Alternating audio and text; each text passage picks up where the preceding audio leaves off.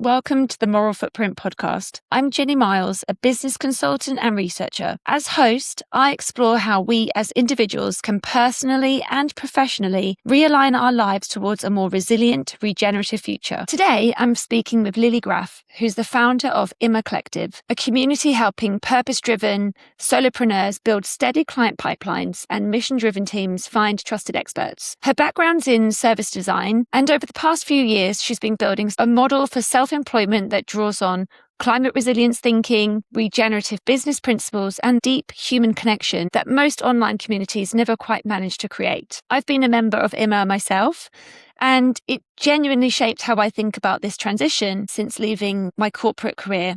In this conversation, we get into some things that I don't always hear discussed enough. Why self-employment might actually be the more resilient choice, what it really means to define your own version of enough and how that can shape every business decision you make. Also, the emotional weight of doing work that stares directly at the scale of what we're facing and choosing to stick with it anyway. So if you're sitting somewhere between the life that you've built and the one you want to live, this episode will really help you reflect on how to make your next step in your career a resilient one.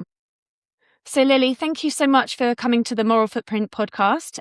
I was part of your seed program. So I had left my very secure, stable corporate job back in July 2024. And part of that was this niggling feeling of I need to realign my career with this outer context of so many crises and so much happening that is so unique to our time. I still talk to people from the cohort every single month. I wanted to start by asking, when did you realize you couldn't stay on that conventional path and orient towards the work that you do now? Yeah, so thank you, Jeni, for having me. The first thing I can tell a bit about my story. So I was living in London, working for big design agencies, building ventures and startups for big corporates. And I really loved building things from scratch and businesses.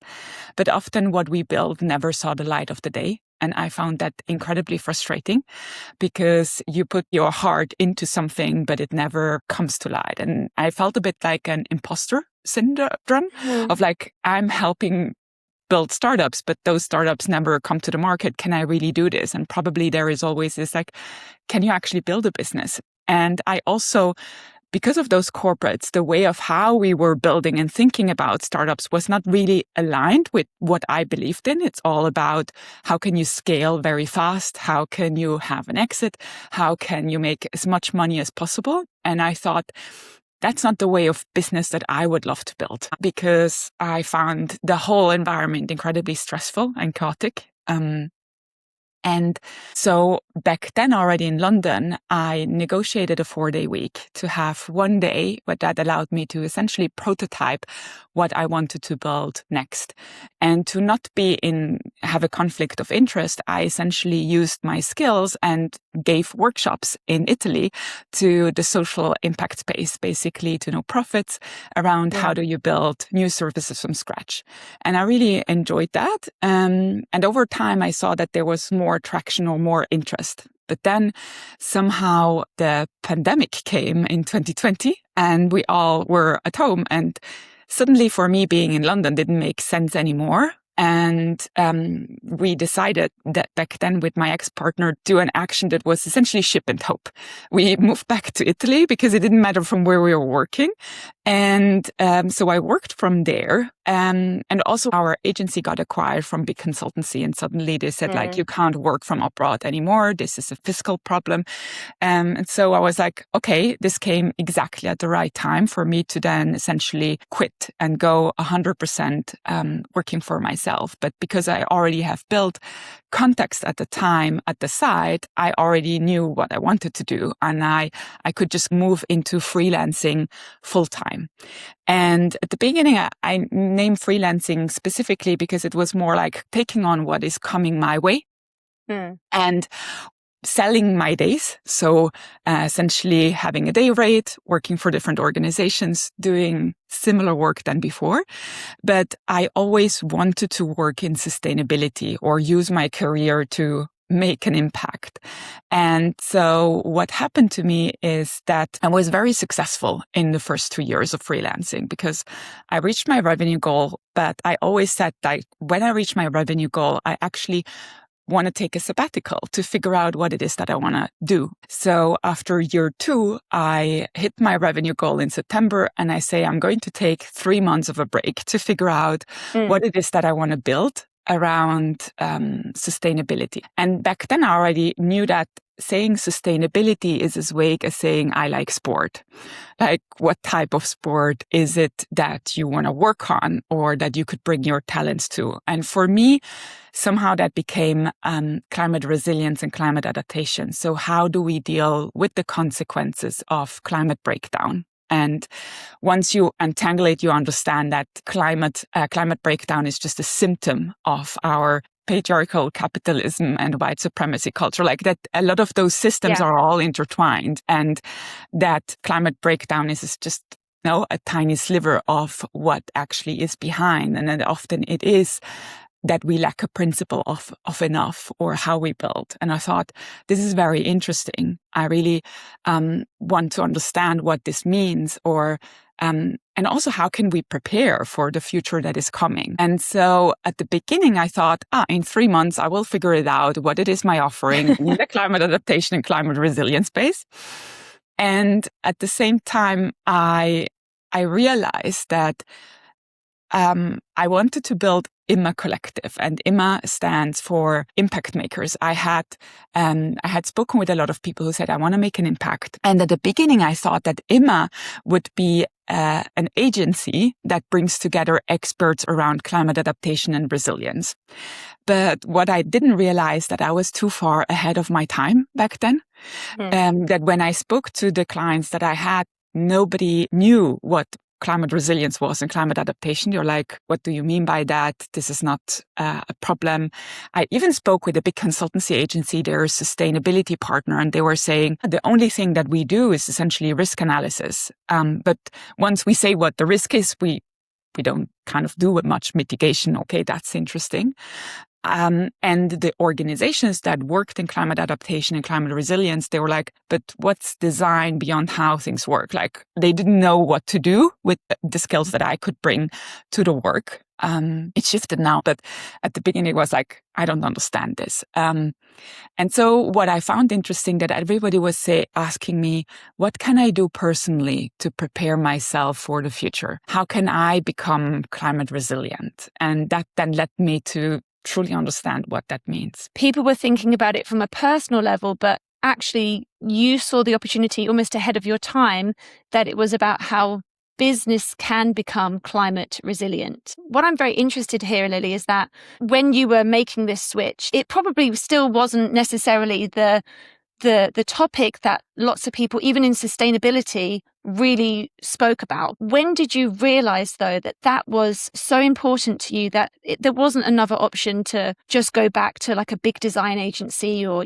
keep a stable job, where you felt it was so important to keep on this path, even if you couldn't see what it would end up as? Yeah, for me, the first thing after those 3 months of sabbatical, I realized that actually I needed to solve the individual problem. So my question changed from how can I help organizations become climate resilient? So how can I help individuals become climate resilient? And I was like, okay, now I need to figure that out, but I haven't figured it out in 3 months. And then there was a lot of anxiety, because when you stop sending out invoices, when you stop making money, scarcity mindset kicks in. Mm-hmm. You really feel it in your body. I remember waking up really being tense. I'm like, what the hell I'm doing here? Like, where is this going? Because also I didn't have an answer. Like, I was just in the middle of the question. And I remember my logical brain saying, hey, you don't have kids. You don't have that big financial responsibilities. You can gift yourself the permission to go on a longer journey to figure this out.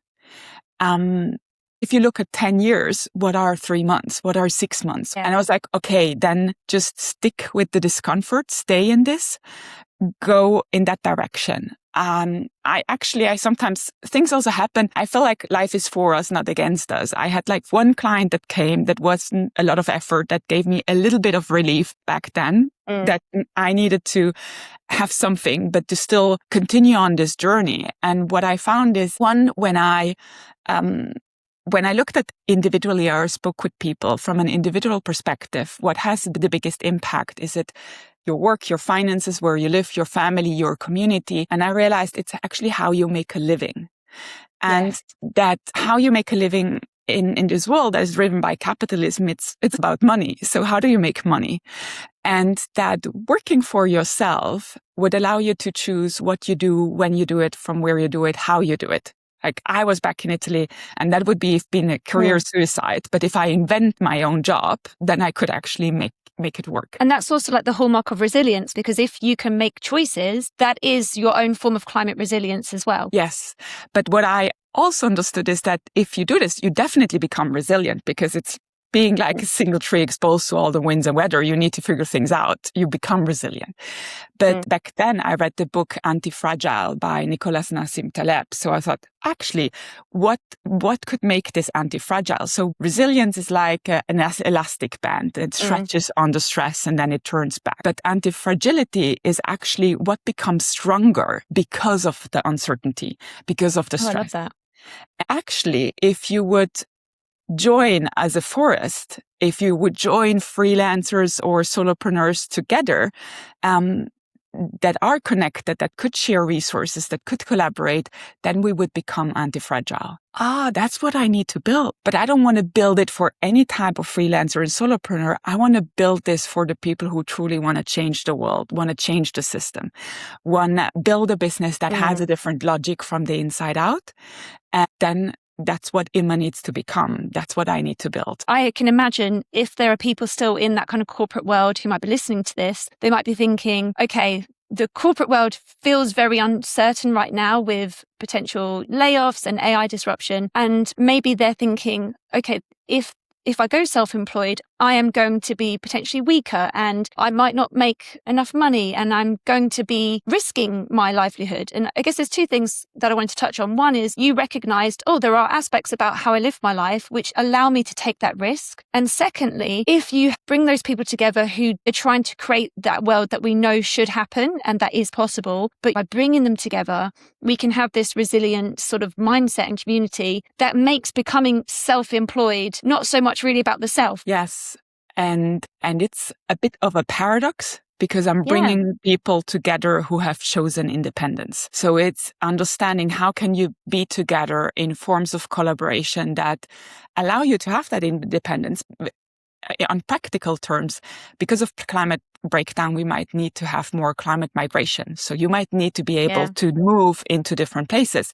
So if you are working for yourself, you have more flexibility. If you have employees, like the traditional business, then you're more tied to probably a place.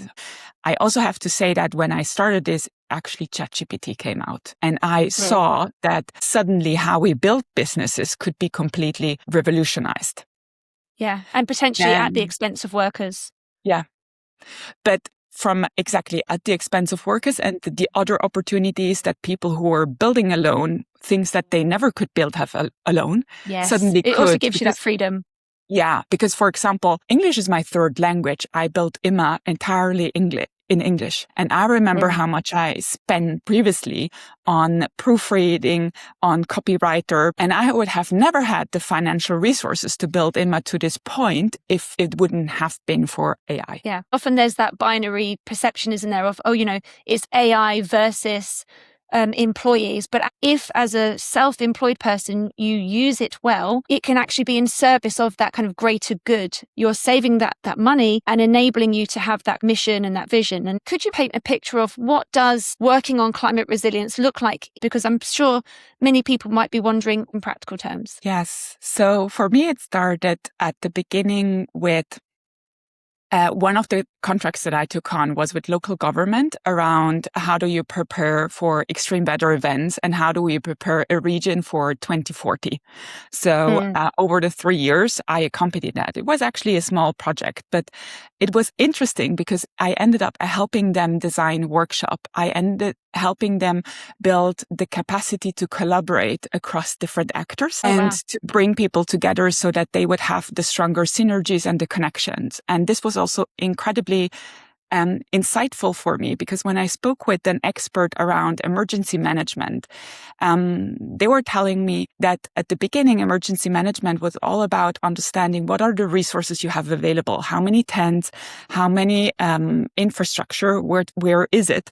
But then they realized you need an action plan and you need processes to make that happen. And so for a long time, emergency management has been mostly like this operational process execution. But because of the scale and the frequencies of emergencies, what they understood now that the most important piece is the quality of the connections between the different actors and the resources. That insight informed everything that I built in IMMA, because for me, it's all about the quality of the connections between the people, the trust that gets formed, the collaboration that is available. So IMMA it's been not designed to scale or big numbers. It's been designed to create strong connections between the people in an environment that is totally online, which is the hardest probably to do this. Yeah. And it's also been interesting over time. I've done at the beginning, probably 80% of the income came from consulting and 20% from IMMA. Then there was a year that was 50-50 last year. And then it became 80-20, 80 IMMA and 20 consulting. And now I do only consulting if it allows me to learn things for IMMA. So I mostly like the only consulting that I do is exactly around how do you bring people together to build resilience? How to create community? How do you create networks? So I love that. It's been gradually shifting in that direction as IMMA was growing because I bootstrapped it. I said no to investment intentionally to keep this focus on the quality, on growing it intentionally in that direction. You mentioned earlier about this idea of prototyping while you still had one foot in the corporate world. So, you would never have got to this point if you hadn't taken that small risk to set yourself up. So would you be happy sharing a bit more about what a prototype might look like for them? I think you talked before about a freedom fund as well. Yeah. So again, this concept comes from the book Antifragile, where Nassim Taleb talks about the barbell strategy. And it's a strategy that you use in finance. Essentially, it says, how do you invest in a highly uncertain environment? And it says, from a finance perspective, is you invest 90% in the secure assets, the things that are more safe. And then you invest 10% in the highly risky assets. But what it does is that you're not failing, because if the highly risky assets work, you have a higher upside. And so the other things are downside. So I basically applied the same rule in my career multiple times. One in the corporate world, and now even moving from freelancer to entrepreneur. I prefer to do 80-20. So 80% on the safe bet, on where you currently have the clients, where you have the network, where you know how to do it, but then spend the 20% on the highly risky thing, not just a little risky, but really go full in on the thing that you want to experiment, on the thing that you want to build, and iterate so much until you see that actually this can take up and that it can turn into something that that sustains you, so that you can make the move.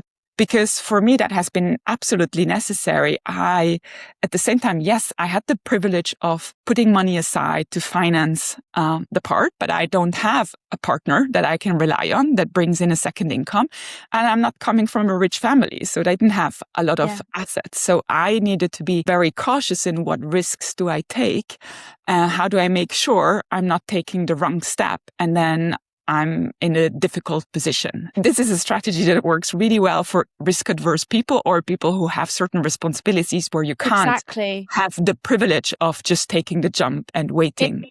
Exactly. It's not an all or nothing decision. I think a lot of people, especially when I decided and I said to everyone, I'm going to leave my job, and everyone was like, you're so brave. Like, are you sure? And it's because I had the privilege of being able to just say, actually, I'm done. I'm going to put that at 0% and see what will I fill the 100% with. And, it's also quite a regenerative principle, because if you diversify where you're spending your time, you don't have that one break point. And I want to share something from the IMMA Collective that was really useful for me, because even though I had the privilege to take some time to think, I still took on a lot of my previous, apps consulting, and it was taking a lot of my time, and I was almost doing all of that and 0% what I saw as more purpose-led work. But your program also helped me realize you can still have impact with the companies who maybe aren't necessarily your ideal client. You might be able to shape how they think about climate or impact or, change their metrics. It's not an all or nothing approach, is it? No, and sometimes I would apply what I call the Robin Hood strategy. Sometimes I needed to take on corporate work, things that I don't like, but then I really charge a lot so that I could use that money to divert it then to the things that I truly want to do. So I sometimes intentionally outpriced myself, and some people said, no, thank you, you're too expensive. But I'm like, that's fine. I'm taking on the people who are willing to pay so that I have the funds to invest in IMMA. Yeah. You said earlier about how this feeling of scarcity, and I think I raised it with you when I joined the seed program, because I'd gone from having a monthly salary for like 11 or 12 years, all my healthcare, insurance, all those kind of things, to then all of a sudden my bank account having nothing coming in. And it was that feeling, that embodied feeling of like scarcity of, I need to say yes, I need to say yes. Actually, if you're more in tune with your body, you can start to realize how much of that scarcity is learnt from our capitalist system of you must accept more money, versus is there a version of enough that works for you and your own personal circumstances? Yes, feel for having a limit of like, what's the minimum that you need to feel safe? Yeah. And what is enough look like, or where you're aiming for? I think it's still empowering also sometimes to think about certain numbers, or I think sometimes we need to, I believe that also with IMMA, I want to make it economically successful, because then we can demonstrate that this is an alternative to the typical golden handcuffs of the corporate world. So there is often also specifically in the no profit or climate space, there is a generalized sense of scarcity that is very prevalent. And I want to challenge that and say, you can have purposeful work and still make money, but the important part is what is enough, or how do you then, once you get there, how do you redistribute it? How can it become regenerative?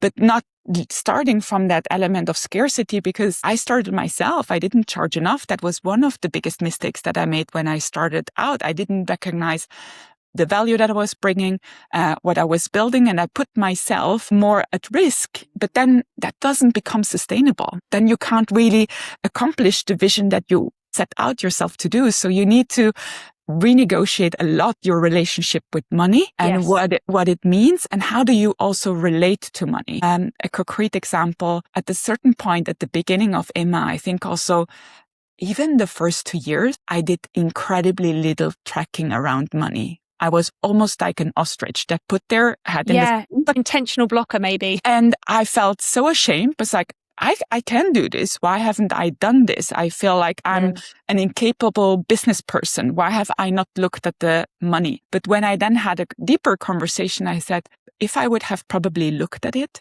I would have stopped. It was a protection mechanisms to really go after what I believe and blend out that scarcity mindset and just focus on how can I deliver value? We often think about how can I make money, but actually the better question is how can you deliver value to the people you serve? Because money is then a consequence of that. Yeah, it's not just value for your clients, but also what kind of value are you creating for your own life? It's not about how can I just replicate the same salary, but how can I actually redesign my own life in a way that works for me? You said that you didn't accept external funding and you made that intentional choice. Can you talk a bit more about how that concept of enough has shaped your business design choices? So first, I essentially self-funded IMMA Collective. I used the savings that I have accumulated to build IMMA.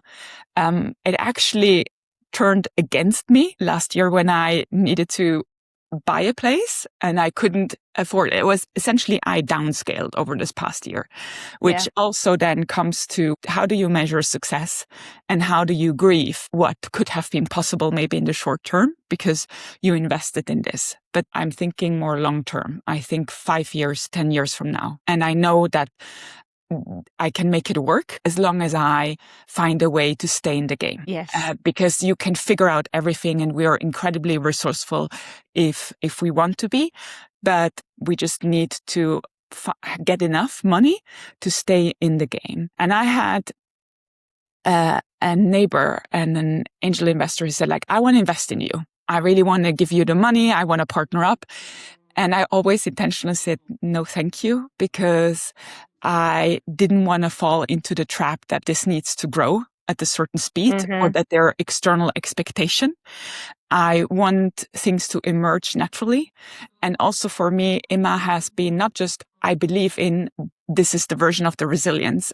It's been also an experiment of lived experience for myself of what it means when I say that you can do this, you can build a solo business, but what's actually possible as one person. So even though IMMA is collective, it has been so much actually self-reliant, which is in contrast. But because for a long time I needed to experiment, to learn and to have the lived experience to stand behind my words and not just that they are theory or an idea, but they actually are grounded in the experiments that I made on myself. Painful, but very powerful. And now it's more a shift that it actually moves into this collective space and also how I build it and my role changes. But what also helped me from the saying no to investment and thinking about how do you build this is often thinking how things work in nature. Because I also observe that when I speak with people who are interested in regenerative economy and regenerative business, they often think about how can you redistribute?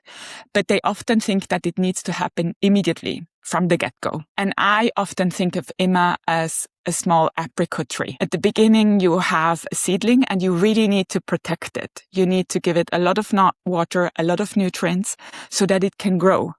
Because only after a certain amount of years, it will actually bear fruit. And then you have the apricots, and then those apricots can become new seedlings, and it can give back. So sometimes I wanted to give back instantly, but you also need to say, what do you need right now to protect the seedling to actually get to that level? So it's sort of like an investor with their own expectations of high growth, high returns. You could almost imagine it like some kind of high grade fertilizer that ends up killing the tree before it's even bared fruit. Yes, because I like those analogies. I often think that startups are really monocultures. It's high scale, it's extraction, it's all about one crop, and you get the highest efficiency from that. And then you have freelancing, which is having a garden with seasonal crops where you plant lettuce. And once you take out the lettuce, you need to wait to plant new, or like, how do you make sure that you always have it? But when it's gone, it's gone. You risk to reproduce this feast and famine cycle in which you have a lot and then nothing.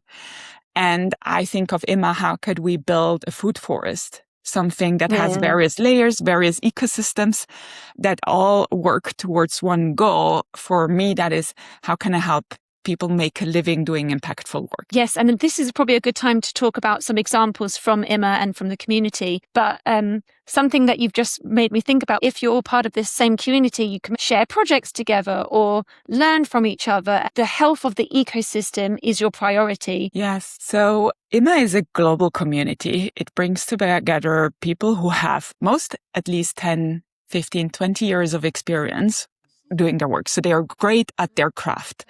But what they're often not so great at, or what they're struggling with, is actually looking after their pipeline, the business development, the getting clients. So we only have a business if we have clients. So the core need that IMMA coalesces around is, how do we create enough opportunities for the people within our community? And also, how can we make sure that the people inside the community are great consultants? Because the reputation of IMMA is also really tied to the people we have inside. So there is how do you select to some extent the right mix of people? And the mix of people in IMMA is, there are people who are doing the classical work that we all understand. Like, think about a web designer, but they do sustainable websites. Think of a developer that works for climate tech companies. Think about a team coach that specializes in climate tech or health tech or femtech. And so you have the traditional roles applied to a specific sector and a specific group of people that most clients or like the ideal client is usually startups in the impact space, in climate space, no profits, bigger organization, all that are purpose driven and mission driven. And then you have a group in IMMA that are pioneers, people who are truly trying to help create this new world that we need. So a couple of examples. Elisabeth Esquiel, she's an expert when it comes to foresight and protopian futures. So really, how do you build businesses or leadership that is driven from a future that really encapsulates, what's the next best possible thing? Or Jess with Sporesites, who is using the understanding of fungi to really create regenerative futures. Or Elise Ford, who specializes in polarization. But then again, polarization, although we need it, like, how do you create the collaborative capacity in leadership? Things that we need for this future, but that people often don't yet know that they need. So for these type of people, often it's about how do you translate the work that they do and what they make possible in what is needed and wanted right now. You talked about people building new alternative businesses that are more aligned with this new paradigm, but then you also have people who are trying to improve existing businesses. What's your take on how current business could be shifted or changed at all? No, and also it's been the tension that IMMA has been in, because you want to build a new version of business, but you're operating in a system that is driven by capitalistic incentives. Like very concretely, when I communicated more the regenerative vision, I had less sales than when I embrace more the capitalistic things, like how do we help you get clients or build a healthy pipeline? So you need to really find this middle ground in which both things can be true at the same time.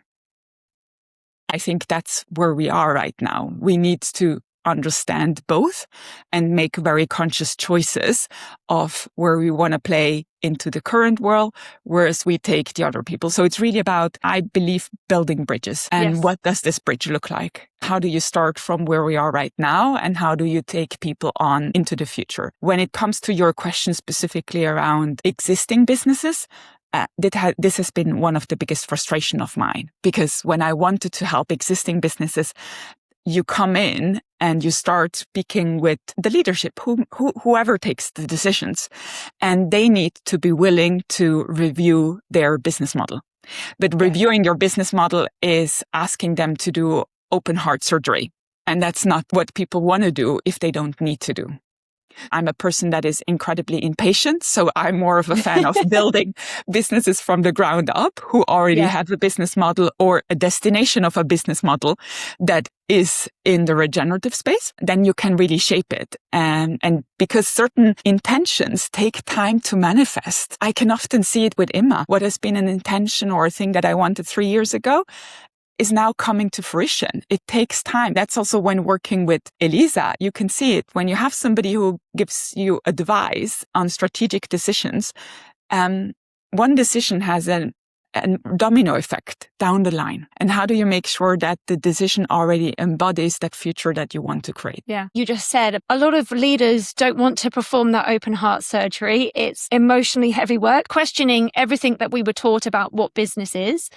How are you able to cope with this uncertainty of trying to create this new world where business is actually in service of this regenerative future that we want, but also that reality that business that we have today doesn't always feel in any way moving in that direction? How do you sit with that emotional weight of that, really? You can see it. And then I need to remind myself, what can I control? What can I influence? And focus on what I can control and influence, and the rest, keep it out and figure out ways. Sometimes we can say, this is not possible, this is not feasible. And what I found by working with hundreds of solopreneurs, what I understood is the biggest difference is you will find the people say this is possible and they will find a way. And those who say it's not possible, they won't find a way. So I just learned from seeing so many, the most common pattern is what you believe is possible. And then how do you use your resources? Also, I think sometimes, it's not possible, but operating at the global level, as IMMA does, you know that there are like thousands of people. How many clients often do you need? You maybe need just a couple. And then when you take also this big perspective, you realize that there is actually an abundance. It's just about how do you find them? And maybe finding them alone takes a long time. And so I was like, okay, how can we find them together? And how can we talk in a way that really attracts this type of person or attracts this type of business that wants to build similar things? When you are in a room of people who are distributed across the US, Europe, the UK, and all are trying to do similar things, you actually can sense that collectively we are moving and that things are possible. Because when you are a pioneer and you're surrounded by your family and friends, it feels impossible because you feel like the black sheep. And when people come to IMMA, suddenly they're not the black sheep. Actually, everybody is trying to do the same thing. And that has this effect of, yes, something is moving. There is a possibility. Yeah. The way that I'm thinking about this is a lot of people who try to move into the impact space, there's a humility in actually saying, okay, I can't as one person change the world. Maybe I can work with 2 or 3 clients, have deep impact. But what you're saying is you're working as part of this network of other people as well. When I stopped overthinking about me and what can I do, my life became a lot easier. When you realize it's actually more about the collective and how we work together. And another thing that you now remind me, I have this tiny hand on my desk, and it's from Josue. It's the son of a dear friend of mine, and she gifted it to me, and I keep it on my desk because it reminds me that the work that I do is not for me or my generation, it's for the future generations. And also when I take this perspective, I'm thinking more about how can I make this journey joyful? How can I enjoy building IMMA? Independent of the outcome, independent of the result.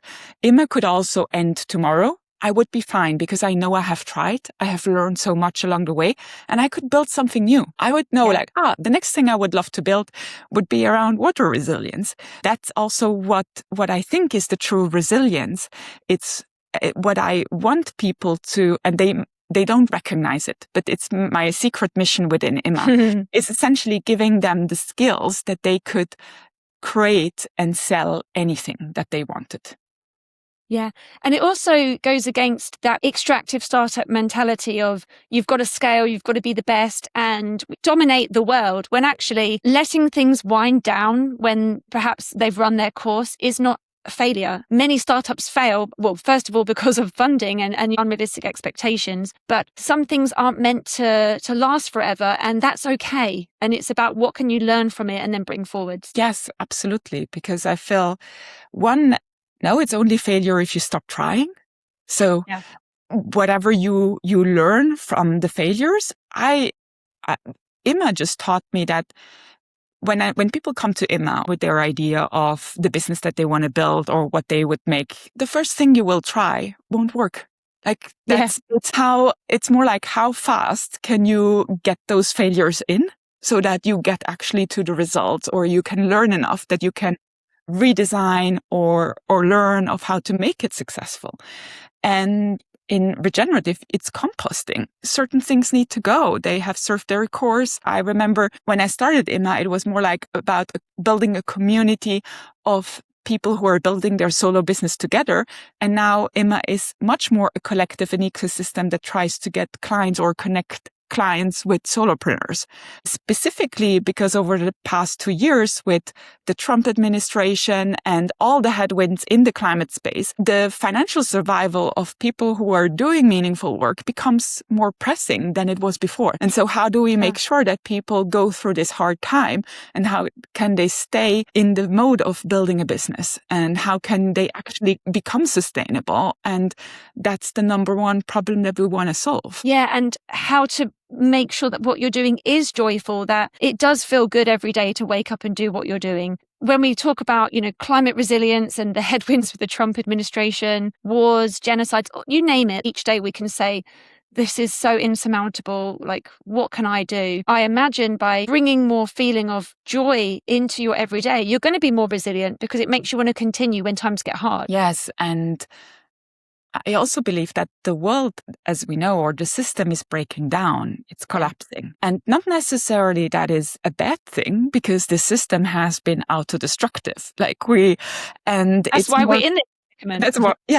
And so I'm thinking more about how could we prepare people? How can we build for that new world that struggles to emerge? Or how can we make it emerge? Yeah, I love that. And so for anyone who's listening to this and perhaps they're at their desk in their office job right now, what would you recommend to someone who's considering this journey into freelance, into solopreneurship in service of that greater good? I think it's really understanding what it is that you want to build. Everybody in IMMA is building their business from the inside out, not from the outside in. So what the market is asking, but more like what wants to come to life through you. In IMMA, there is a lot of people like Caroline Harris or Radhika Bhatt. There are people who really specialize in helping people figure out what it is that should be their next step, if it's solopreneurship, if it's freelancing.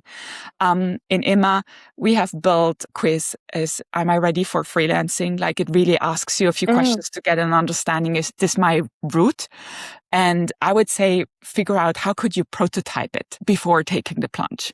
And then once you take the plunge, get the support and we are there. But I feel like it's more about what's the minimum step that first allows you to explore what it is that you actually want to build, because we can build a business that is successful on paper, but then we resent it and it burns us out. And that's no good for anybody. And so it's more about how could you slow down or how could you create space to be able to truly listen to what you want and what wants to come through you. There is this wonderful book, Work with Source from Tom Nixon, that talks about exactly this type of entrepreneurship, because I feel the source of IMMA. IMMA is not me. It came out. That's a different version of entrepreneurship that has stronger roots. It might take shapes that you have not expected. What I thought I would build is not what I ended up building. When it comes to regenerative futures, it often starts with inner development goals. It really starts with us.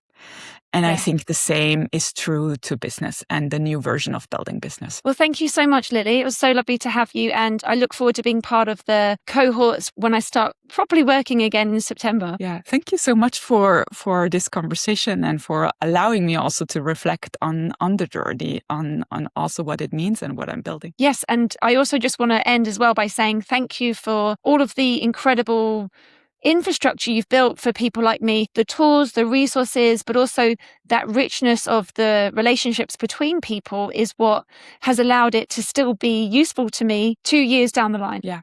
And I believe what you just said is that's going to be the difference and the differentiator in this new era, or also just in the next years because of AI. It really comes down to relationships, who we know, who we are in touch with who are we building, with who are we coming together. Yeah. Thank you so much, Lilli. Wonderful. Thank you so much.